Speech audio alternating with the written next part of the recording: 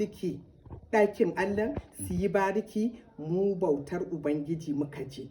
Ba mu yi kama da 'yan bariki ba, kuma ba za mu taɓa kama da su ba, kuma ba za mu yi ba, saboda tun daga farko har ƙarshen labari iyayenmu masu rayuwa ne mai kyau, tarihinsu mai kyau ne. Saboda ni farin ciki na, ni dai a Na'iba nake, nan kuma inda kake hira da ni gidan ubana ne mahaifi. Kaga bariki bai sa na fita na bar gidanmu ba ko? Gaskiya A cikin gidanmu nake.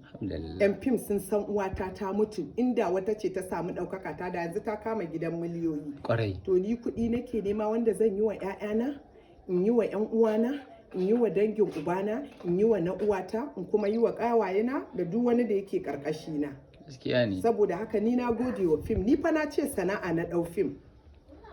To muna godiya da wannan abin nan din da kika yi, kuma insha Allahu kaɗan daga cikin wasu tambayoyin da ban gama saboda yanayin lokaci, saboda yanayin lokaci, amma za mu wani dan uwana da na ji daɗi yawa akwai dan uwanki yawa da akwai dan uwana da na ji daɗi ya ce matar wansa ce ni dan Allah ya fito ya yi magana a zaman da wansa ya yi da ni, dan Allah sata na mai ko gulma na ko wani abu na kashe aure na, sannan ni fa ba gudowa na industry ba.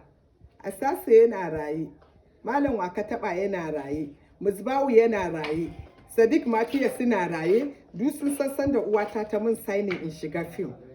Sannan farkon da na shiga fim tun ban waye ba, a cikin sa Asasa nake, kuma da aure na ya mutu na dawo gurin sa Asasan na dawo, kuma har yau muna damawa da su.